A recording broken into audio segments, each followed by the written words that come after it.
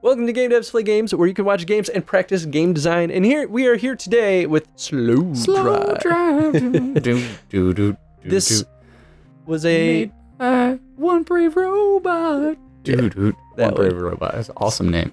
This was very generously sent to us by One Brave Robot, and it's a fun little, like, I don't know, like dodging game, I guess, for lack of better. Yeah, they called it like a race, but it's not. It's like a, in a weird way, kind of like a 3D platformer. I mean, kind of, but with like a very, it's Z moving, like you're moving forward always. You're not like jumping, but like you use things in the environment to kind of jump.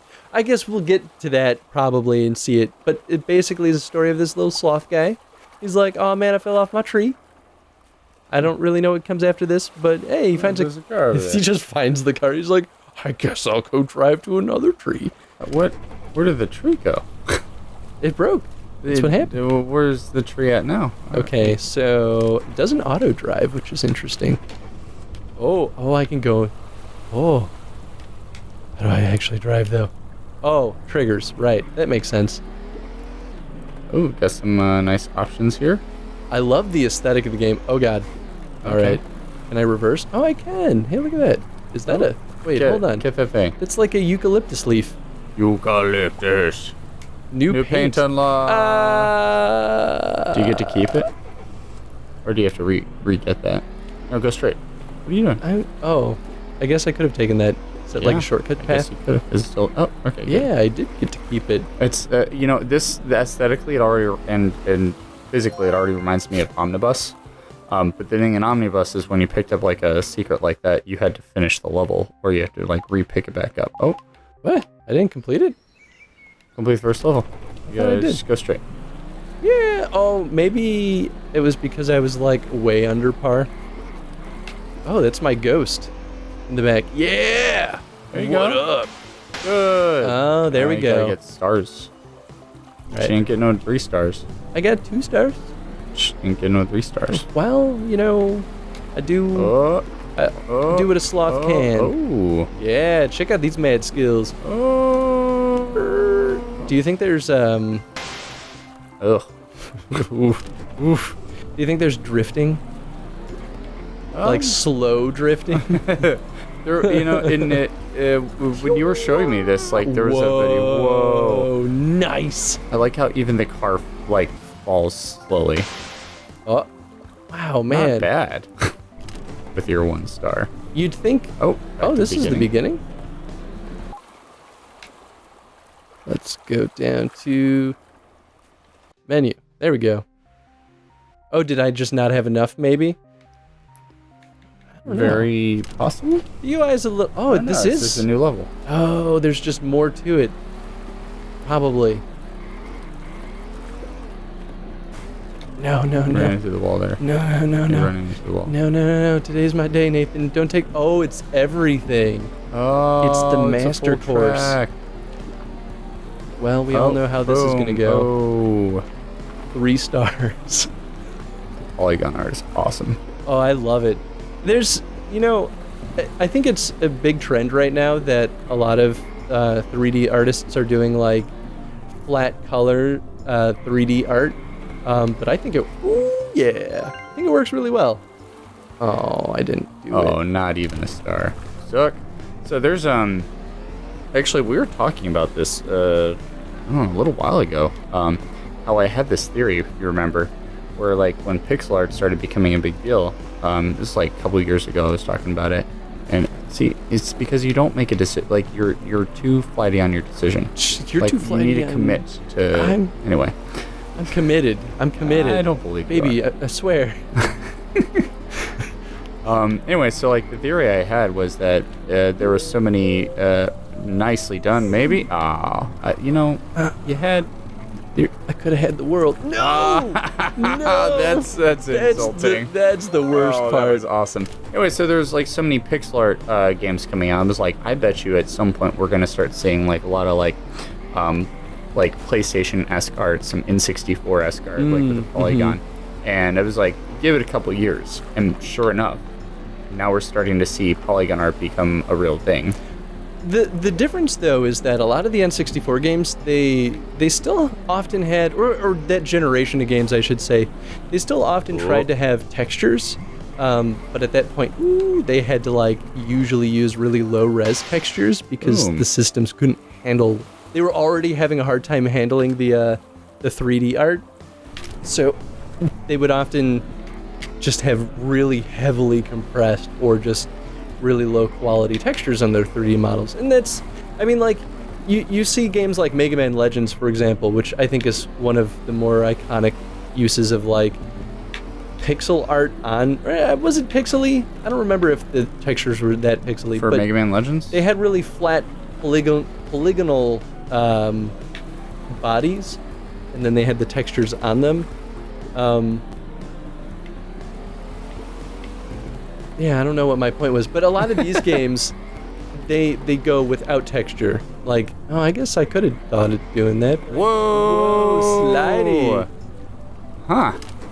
Okay, so Maybe grass has a lot of drift. But yeah, so basically, I think it's interesting that these games choose to, or this style of games generally chooses to go without texture. These are flat colors, which they might have just, like, colored the vertices or just put, like, a flat texture on it. It could have worked either way. And it looks like they're using some light baking in the 3D models too, to, like, give it that, like, extra sense of dimension, which I think is super useful. Because if you just do flat colors and nothing else, it might actually make the art feel kind of flat too. And for a game like this, being able to understand a sense of depth is pretty important. Because otherwise you're not going to make turns when you need to, you're not going to be able to anticipate movement as well. Adding a light amount of shadow on it helps separate things in the distance, I think, a lot more. Look at that art talk. That's my theory on it anyway. Because you can kind of see it, right? Like, there's a little bit of shadow stuff going on in there. Whoa. So basically, I'm screwing up over and over again. I'm just showing not as easy. Yeah, showing how good you really are at this game. Yeah, I'm a pro. Dude, I am the ultimate slow driver. Slow driver. Just like in real life. Ben doesn't like driving with me. Oh. I'm too slow. Oh, you can just press, you don't even have to be in this start screen. You can just press X, and that's really useful. That is kind of nice.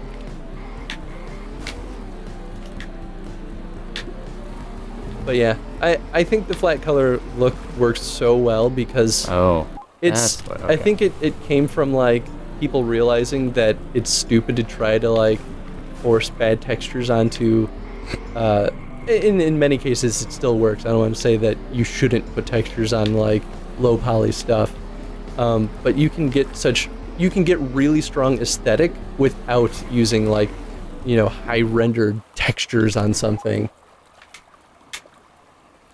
And I think that goes hand in hand with what you were saying too about, like, kind of going back to an art style that's more nostalgic. Absolutely.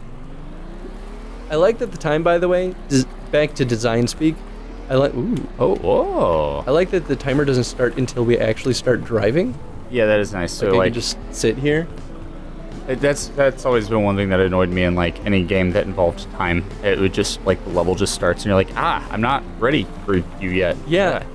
It sort of goes to one point of level design that I heard a lot when I was in school, that, like, Design 101 is, like, never start your player in a spot that they might immediately start taking damage and dealing with challenges before they even take action. Absolutely. And while this isn't like, oh, we're taking damage, if you start the time immediately, it has a similar effect, even if it's not literally that same thing. It's the same philosophy behind it. Yep. I think it's good design. I thought you were actually going to point out that the clock is actually in the map itself. Oh, I love that. Rather than on, like, the UI, which there is the UI that's showing you actually how many stars you want to hit and everything like that. Ooh. Whoa, nice. Oh, I'm the Master Sloth, bitch. But I like that it's, like, in the level itself. I think that's, like, just very clever. I feel like that's a trend that's been coming about a lot lately too, and I've even done that in some of the Game Jam games I've made in the last year or so. But we were even doing that in some of the games at Phosphor, like just putting, like, text in world space. It just, like, because it pops, especially in VR too, I guess. Not that this is a VR game, but I don't know. It feels It could cleaner. be a It VR feels more game. interesting. If you could- go in a first-person mode, Oh, I would play this in VR. right? This would be pretty legit, actually. Actually, I might just keep doing this. This is... I feel like I'm one of the... I've always been odd for Goodbye, Chris. preferring this. No! Goodbye. Yeah. That was awesome. I've always... I'm not... Go to the left. I bet you there's like a paint or something over there. Eucalyptus leaf. Eucalyptus. Adventure time for anyone who's wondering. There's nothing. There is nothing there. It's the slow path, man. Or the slow drive. You want to take the scenic route? Oh, boy. I can do this. I'm still doing this. Yeah. Hey, I like that it auto-flips you back over. I wonder if it will do that no matter how much you've been flipped. Oops. Hold on. I decided to come back into third person because I'm not better in first person. No. Doing good.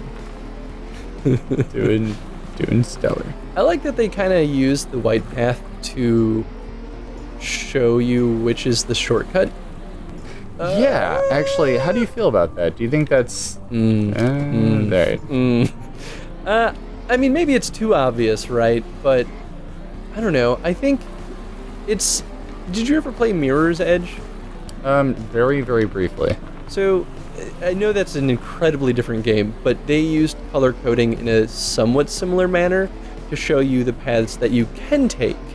And it helps improve the player's response time with, like, taking the path they need so that they Because don't they fail. can see it ahead of time. And because this game requires you to get stars in order to progress, I think making the shortcuts clear it's important. That said, you can argue that the non-shortcut path is arbitrary, because then you'll never get the stars you need. And I think that actually is the only thing I would say might be a flaw in the design, is that it does seem more difficult to get stars, especially this early on in the game. If you don't take the shortcuts, you won't get stars. You, when you actually took the larger path that one time, that I was like, hey, there might be a eucalyptus leaf over there. I think it... Same spot. I think that It might have been faster? it might have been just about the same amount of time. I guess if I didn't hit the wall, Well, that's exactly it. Is it a risk-reward kind of deal? I could see that. Like, why would you possibly take the path that's not this one? Like, the straight path right there especially seems like the obvious... I still did. Oh, I got this, baby. I got this. I got this. I believe in you. You're just going to take the long path the whole way? Yep. Yeah, I'm curious. I love the little, like, pixel shatter. Or not pixel, but, like, polygon shatter. Like, yeah. the little, like, particle effect. It's so good. Yeah, whoever worked on the art in this game, which this might be, I think this is a one-man studio, or one-person studio. Same. Boom. All right, so we can clearly see which was faster there. This game is another really good example of, like...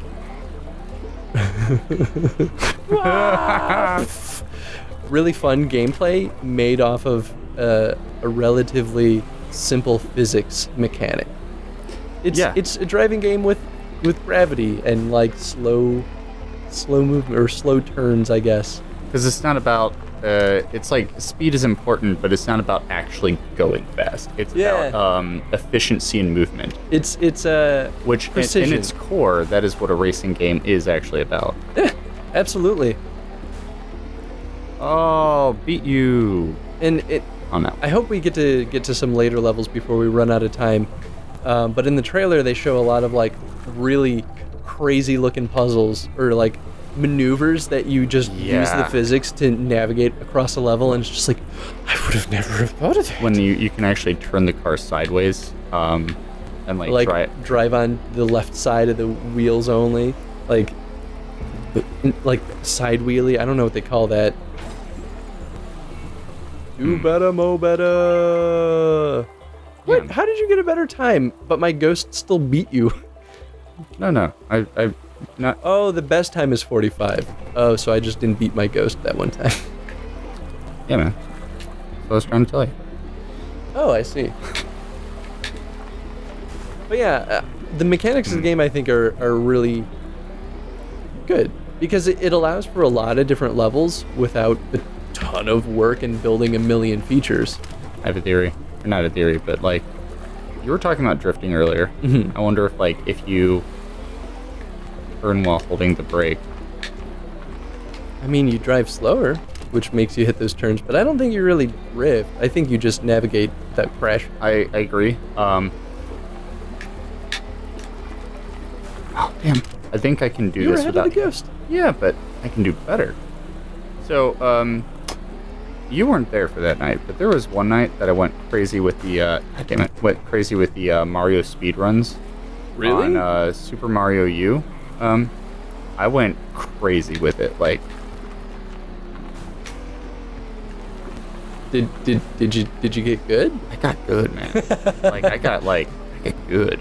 You know, every now and then we still get people asking for us to come back to Super Mario Maker. All right, beat that. All right, take that Hey. ghost. Yeah, I think the key to it is actually using that left trigger, the reverse. brake slash reverse. Yeah. At the moments that you need to slow down. I mean, that makes sense because that's also like racing game mechanics. Hey, you did it! Boom. Only got 1 star. Hey, that's the best you're gonna get. Apparently, you can do this in 14 seconds. Oh no, this new one. Sorry, I thought that was the old one. Oh, cool. Risk reward. You can make it. Just go. No, check this. I got You're gonna this. go up there. Check this. Yeah. Yes. Yes. Oh. Yes. Yes. Oh, you can do this. I'm gonna do it. You can Nope, do this. I didn't you do can it. You can do this. You gotta get up. Oh, I don't think it'll work. it's gonna work. You really think I can make this work? Yes. All right. Watch this. Gotta get up high. Gotta get up high. Hiya. Oh, I could just do that. Boom. Well, I mean, Told that you. works.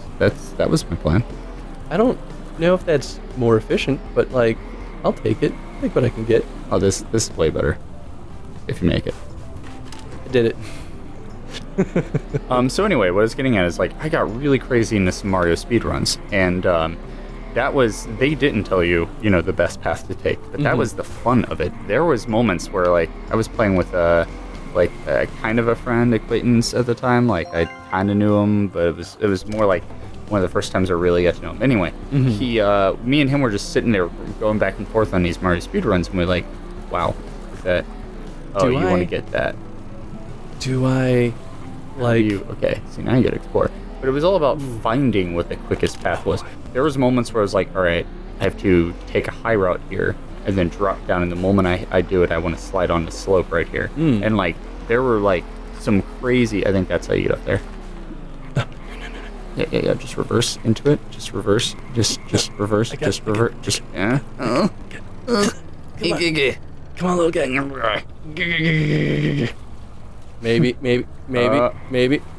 I can save this. I can fix this. I can fix it. Let me fix it. Oh, it's well. I mean, you're not worried about time at this point, right? That's the road. I thought it was the water. I was like, why am I not Does your sinking? colorblindness just confuse you for a second? No, I just forgot that the water was transparent. All right. Slow down. Sloth driver Chris. We should see what the other colors are like. What up? Ooh. He's so happy. I mean, if I were a sloth in a car, I'd be happy too. Actually, let's be real. If I were a sloth, I'd probably just be happy all the time. I mean, how could you not? I mean, just look at their faces. They're Boom, and then you always gotta... happy. Oh, come on. You gotta do better, more better. I did mow better. Okay, what if you just drive into this wall here? Does it can you skip off of it? This? I know that sounds crazy. You mean like right on the corner here, get up there. No. Oh, yeah. Oh, there you go. You just gotta go under this. I don't think that'll work. I think you don't know how to drive. I think we shouldn't let you drive. Maybe. There you go, baby. Yeah. Oh, 3 stars. What up? All right. And that's pretty good. I wanna.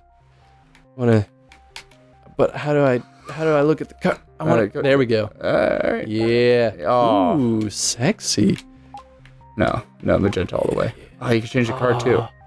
Complete chapters to unlock the mods. Ooh, that's tantalizing. Yeah. So anyway, I mean, yeah. How do you feel we are about at time. Slow Ride? I think this is great. I'm not always a fan of the level breakdown like this, but I think it makes a lot of sense for this game. Mm-hmm. Absolutely. I think it fits pretty naturally. And I don't know. I think the mechanics of the game stay interesting. There's really something special about physics-based games that I think are just inherently more engaging over longer spans of time, because they're not necessarily better than games that don't use physics. Oh, absolutely. But they're a different genre of game in themselves, basically. There's a playful quality to them that I think you don't get out of a lot of other games, because they're chaotic. Exactly. There's a random variable that isn't really like calculated by the designers as much as it is the physics engine and the player in control of it, which I think is phenomenal. The player taking advantage of that physics engine. It's about them getting to like play around. That's why Goat Simulator was a huge deal. Yeah, I mean, aside from its like goofy quality, but it was the physics that probably gave most people the laughs. So. Oh, absolutely. Like blowing up like 100,000 feet in the air. Like, yeah. I mean, that's why Halo 1 was so fun in multiplayer. You see how you get those warthogs? Anyway, question of the day. Question of the day? I say, what kind of challenges would you base around the mechanics of this game? Like, design a challenge that you could build a level off of. And I encourage you guys to at least watch the trailer to get a sense of some of the other things that the designer did. You know what I'd like to see? Stairs. Yeah. I mean, we even saw some interesting things with like quick changes of elevation. I think stairs would be kind of a fun one, both up and down. I wonder if there's like a Sonic Hedgehog like style screwdriver. I was gonna say my favorite would be upside down moments. So you kind of need the loop-de-loops to get that momentum, especially with slow driving. Like, how do you get that momentum? Grinding on like a pipe. There's a lot of things you can come with. Anyway, yeah, answer that. And that's about all we got. Cool. This game's awesome. Check out Slow Drive. It's on Steam, I think, for like $8. Done. Do it. Easy. See ya. Bye.